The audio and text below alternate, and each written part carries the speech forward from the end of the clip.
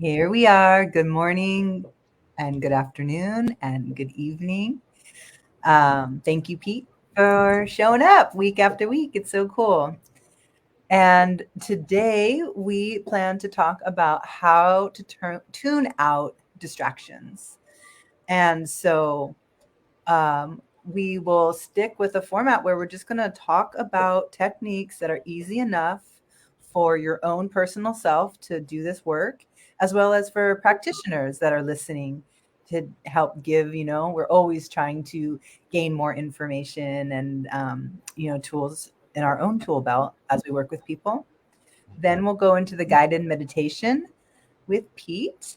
And after that, we will talk about how that guided meditation went. So, anyone that's listening now and tuning into the guided meditation, um, we will welcome anything you'd like to share. It doesn't have to be the most private. And I will also share some of mine. And this will go for around 20 minutes. So, let's get this show on the road. Go ahead. So it's one where I would say distractions are always around us, right? And sometimes they're needed, sometimes they're beneficial. Majority of the time, they create this, I'll say, pain inside of us and discomfort, right? And so it's one where I'll say I see it a lot. I see it with a lot of younger generation, younger is, 18, 19, even 22 age, where I feel like I'm in the benefit of not growing up in the age of social media, and they're born into it, you know, and they see things on social media, and they're always in some way comparing themselves to what they see, not really understanding that that's not a reality. You know, we see it with, with hate. Um, Man, I did a paid ad. Whew, we're probably talking like 2 years ago for quit smoking, and the hate that was on that ad about cigarettes and how there was a group of people that were like cigarettes don't cause cancer. There was a group of people who were indigenous people, and they were talking about how through history they have smoked tobacco and it hasn't created a problem. The problem came in when they started bringing in all these other ingredients into it and this and that. And man, it probably got to like 500-600 comments of just hate, you know. And there was a part of me that was like, I'm just in for the ride. Right? I'm in it going, whoa, the things they said, I was like, that is bold, because it was derogatory. It was missing the whole point of just trying to help people quit smoking who want to quit smoking. Right. Yeah. And it was crazy for me. All these emotions would build up. Like, I remember going to my wife and just being like, what happened? How did this go so far off track? And I found myself throughout the day just trying to see what number comment it went up to, right? What's the next meanest thing that they had to say? And I realized it started affecting, realistically, my mental health, right? It affected my decision making. It affected how I responded to people who were actually looking for help, you know, because I was tailoring to these people who realistically wasn't someone I would want to work with in general. Right. And it took me a little bit to really start to go back inside to be like, what do I need to do to protect myself from this? Mm. The easiest answer for me was I turned off the ad. right? I just cut off all the communication they had for each other, um, because it was not helpful, right? The people who did want help or who understood the message got lost in this sea of negativity. Hmm. You know? And that's where I kind of say took my own advice, where I was like, negativity only breeds more negativity. Hmm. And I like to try to be in that mindset of my goal is to make the world better today so I can make it even better tomorrow. Definitely. And So how do you, when you feel distracted by these outward things, whether they're, posts on social media or racing thoughts that are going on for various things that we're distracted by, what have you found that are some good tips for that experience in that moment? yeah, so this is where I'll give you a whole bunch of tools and tips that work, and I'll tell you the one that worked best for me. Yeah. Okay, great. So one of the first ones for me is always going inside, right? Whether it's through hypnosis or meditation, that mindfulness practice of going inside to become just aware of my thoughts that are kind of being created because of these people, right? That are just trying to bring in the negativity. Mm. Um, Journaling for a lot of people is amazing outlet, right? They get to put down their thoughts and their feelings, they get to find a solution of like, wow, like reading this and hearing this is just bringing me down. So if I can remove that and that, right, it can be really helpful. um, Positive affirmations of like, you know what, I'm taking control, I'm removing that negativity from my life, can often lead us to an unconscious action that helps. uh, Exercising, right? So for something where, unfortunately, let's say it's not social media, it's real life, like in real life, as far as like people in our lives that are, sitting next to us or in the next room, I find exercising to be a really good one. Um, Yeah, just getting your body moving and just really getting your focus kind of right in front of you. Because that's yeah, what I noticed is like, um, when I was going through it last night, just thinking about what I said, what people said, what I could have said. Was it wrong to post this meme? Did I read it wrong? I have to read it over again. And it's like I was thinking to myself, like, what is my brain doing? Like, what is it actually wanting right now? Like, what is my psyche needing and wanting? Like, what is being hurt or heard or felt or needed? Right. And it was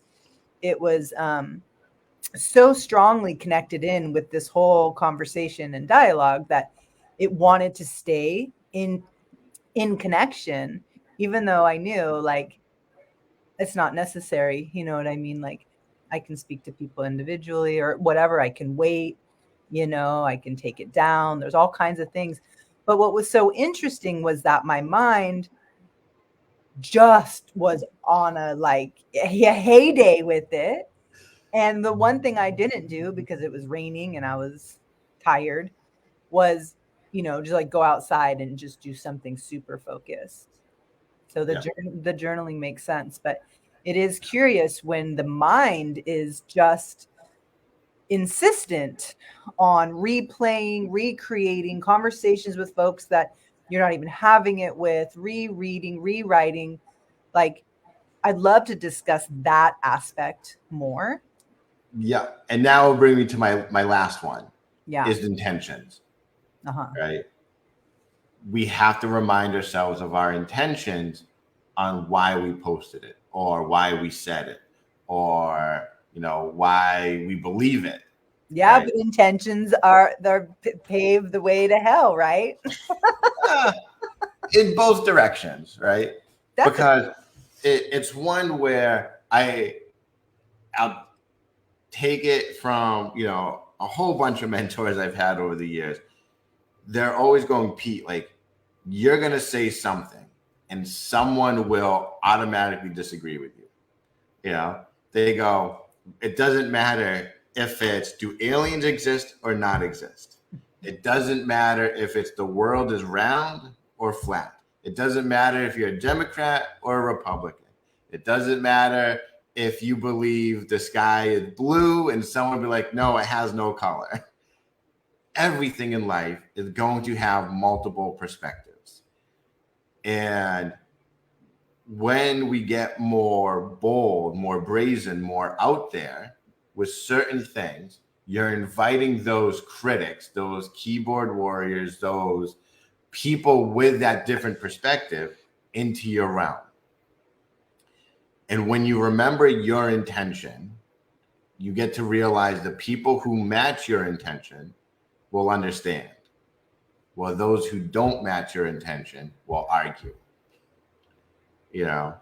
Because it's one where even when I say work with couples, when anyone goes into something to prove, it's an automatic loss, because no one goes into something to prove something to walk away going, yeah, wow, like, yeah, I said my point, they said their point, they changed my mind. Right? Any interaction you do in that moment just reaffirms that they're right. They call you, whether it's, well, you didn't do the right research, right? You only looked at half the research. You only, follow what the mainstream media says. You only do this, you only do that, right? There's always an out for them as well as there's an out for you, and when we can go into it going, here was my intention, right? So like, we'll go back to my ad. My intention was to help people to quit smoking, right? Now I hold true to that intention. Just because those people who didn't see that or welcome it or want to be part of it doesn't take away that my message was pure and clean and wholeheartedly set on a solid, good foundation. And with that, I had to remember my intentions to know that just those people who argued with it, they're just not right. It's okay. They have their opinion. They have these very specific lenses on their face to see certain things in a different way. So are you saying that one of the ways to help tune out distractions or to kind of help your mind get back into a focus is to remember your own intention, remember the kind of your focus, what your intention is and was? Is that what you're saying? Yeah. Because, even like simple posts of, eat, less bread to help you lose weight, you're instantly going to hit with those people who go, no, bread is vital for cognitive function and this and that. And you can't take away bread. And it's like, well, no, the post said eat less bread, not eat no bread. Right. But people will see that very specific lens. Yeah, they'll see whatever it is through that specific lens, and they will just go at it from that, right? They don't see it for what it is. They see it from just their lens. Right. I do think it's really important for us, though, to also listen to others, and the more perspectives that we get, will help grow the biodiversity that is so crucial and important. So to completely tune it out or just to go, I remember my intentions, I find that, that tends to like alienate. But I do really think it's kind of a separate conversation, because that's a separate conversation. Yeah, that one is, because and this is where I might be out there more than some people. I don't think everyone's opinion matters.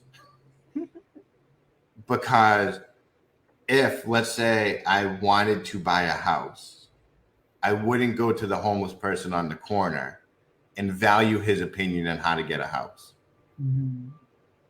Right? I would go to someone who has a house, maybe who has a house that I deem out of my reach, so I can learn from them and value their opinion, because they obviously know, they've done it.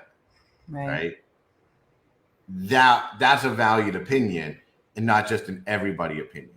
Right? My parents used to say growing up is, Opinions are like assholes. We all have them and they stink. I've heard that one before. Yeah. And as a kid, I always thought it was funny because I was the one time I really got to swear. Um, but like as I really grew, I began to understand it. Right. So many people will give their opinion on what they really don't know or understand, but they want to act as if they do. Well, I have to say, with this particular experience, a lot of people were speaking from their own experience, and so again, it's really multifaceted.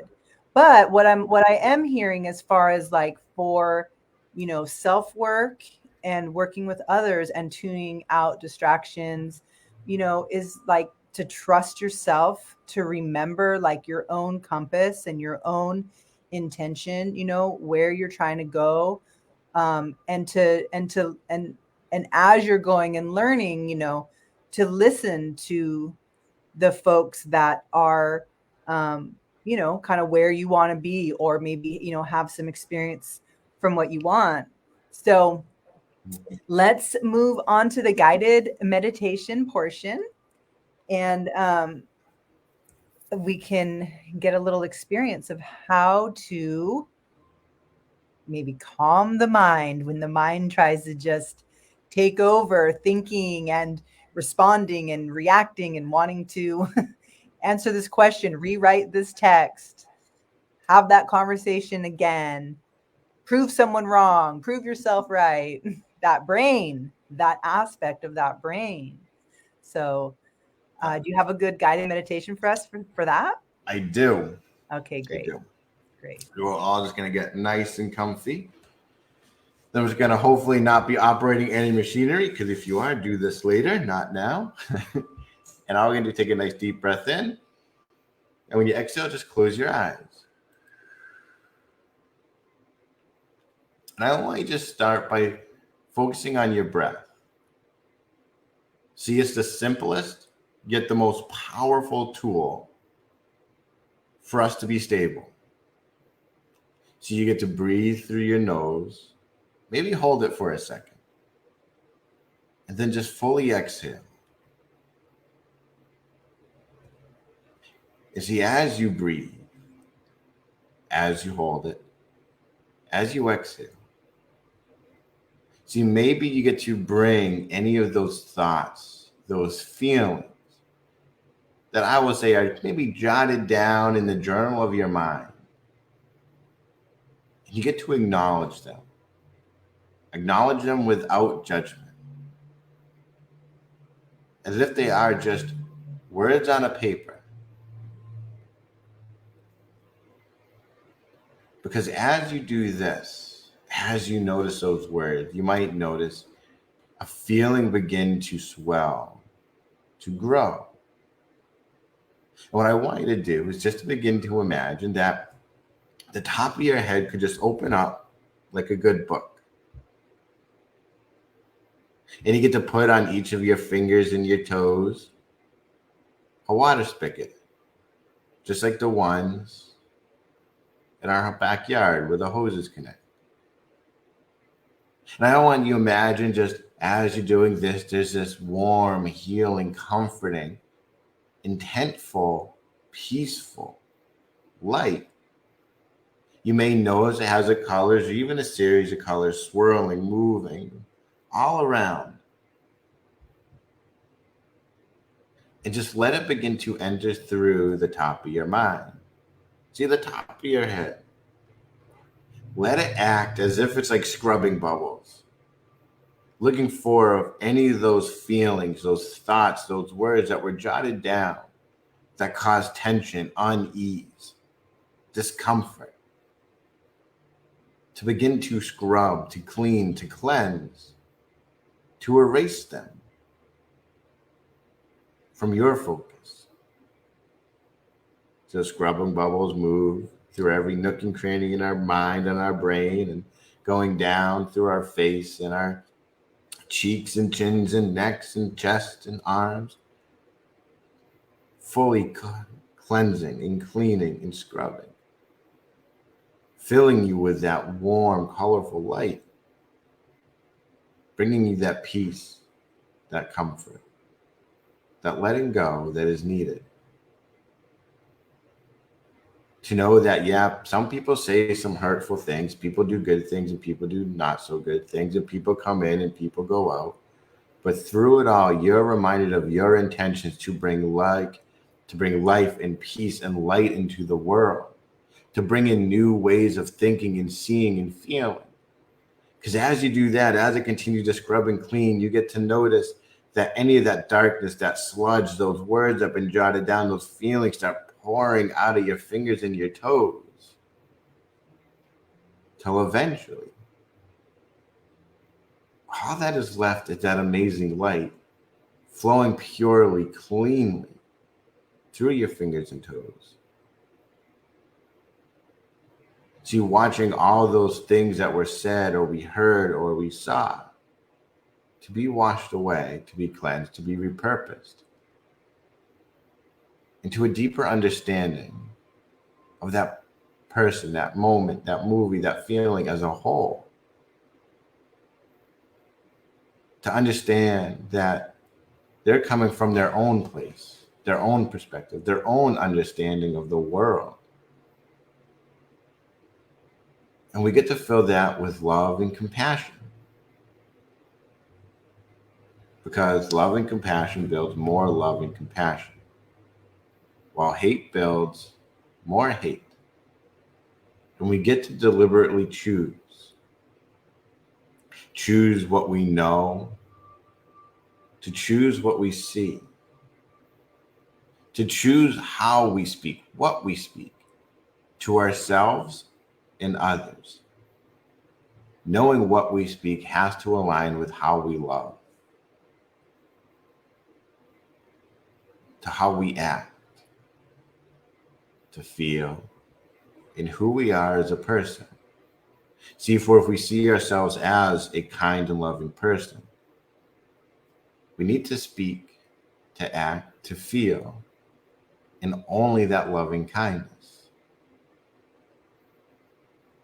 So I want you to take all the time you need to really get to know what that's like, to watch that healing energy flow, cleanse, scrub, all that jargon, those thoughts, those feelings, to repurpose them,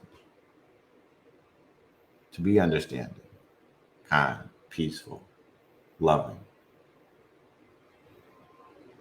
And when you see through your fingers and your toes only that bright light, cleansed, pure, clean, you take off those spigots, let it fill you up from the tip of your toes to the top of your head like water fills up a bottle. And anchored in so fully, so completely that whenever you see those comments, those words, those people, those actions, you're just reminded instantly of love, compassion, kindness. And when you know that's done, and only when you know that's done, you get to open your eyes and come on back.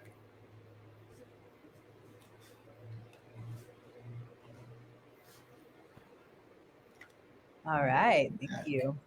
You're welcome. So, a few things. Oh, we're already past our 20-minute mark. Okay. Yeah. That's okay.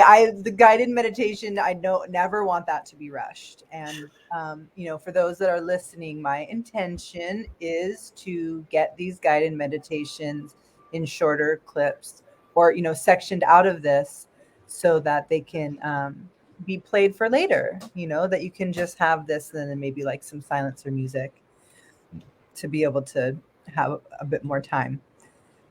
So a couple of things that I experienced with that. One was it was a complete reminder that let me just go back to this real quick.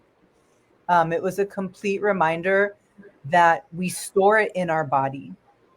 And so this is a great meditation to remember that, you know, it was feeling like my mind was so activated and my brain was trying to yesterday and this morning was trying to say the right thing, remembering what this person said, wondering if I said this right, should I, wondering why this person wrote this, and that felt like my mind.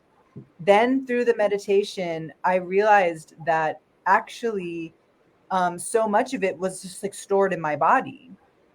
And then the other thing that I recognized was that, um, what was the other part that is stored in my body? And I can't believe I blanked. I wanted to write it down, but I wanted to finish my meditation. Um, let's see, that it was stored in my body and that I could let it release.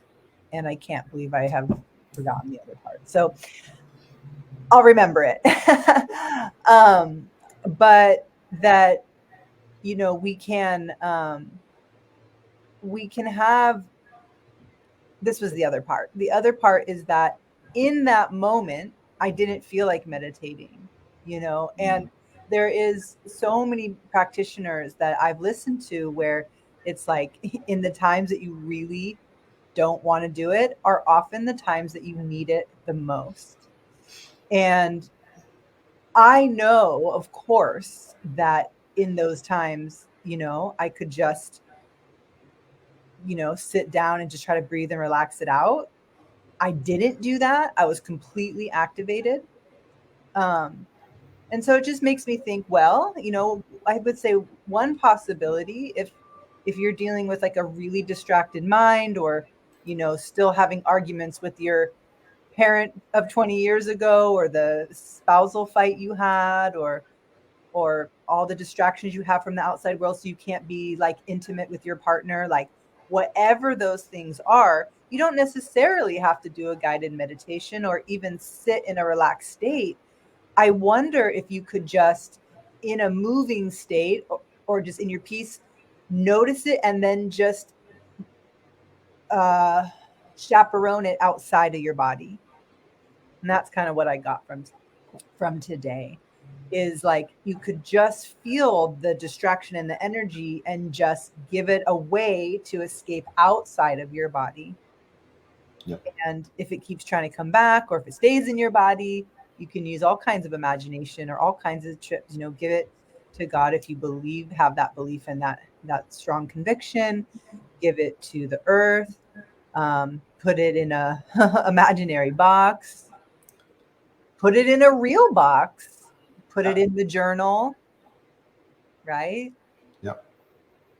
It's So, it's one where I've learned over the years that meditation doesn't equal relaxation. right. And I think that is one message that's been mixed throughout 50, 60 years. It's because, yeah, like we like relaxation and we think relaxation is needed, but the truth is it's not needed. What's needed is to involve our mind in the activity of letting go, of cleaning, of erasing, of moving past it to do something differently. That is the true meditation. The relaxation is just a nice aspect to it. Yeah, I think that's, it's a really good point and something to really consider. And again, it's that part of that, like that co-creating our own experience, remembering that like everything doesn't have to just happen to us. There are things that we can do. And definitely just the awareness that there's stuff going on, with the awareness that you could give it another place to be besides within your self. And then you get to stay in your own self and in your own intention, like you're talking about, while still listening to others and still having your own focus of who you believe you want to listen to, but still with the capacity to listen to others without it like permeating within and like disrupting. You just kind of like, you can just take it and let it fall to the ground. And if it comes inside, knowing ways to like let it release. So that's what I got out of today. Yeah. That's the important part is what you got out of it. Well, thank you, Pete. Any last words before we sign off for the day? Yeah, understand that if people are upset with what you're saying or doing, it means you're doing something right. Yeah. Well, also the reality is that, um, it's generally is agitation that gets our attention. That's what Yep. pain is for. That's what discomfort is for, and it just shows time and time again. So that's also very interesting. All right. Well, thank you. As always, everyone and anyone listening, always feel free to reach out to us um, for just, a question or something you want to hear us talk about. If you want to find a practitioner in your area or want to work with us, all these things are possible. And always doing the liking and commenting and subscribing so that we can be more seen. And until then, may your day be with ease. And thanks, Pete. Thank you. Ciao. Bye.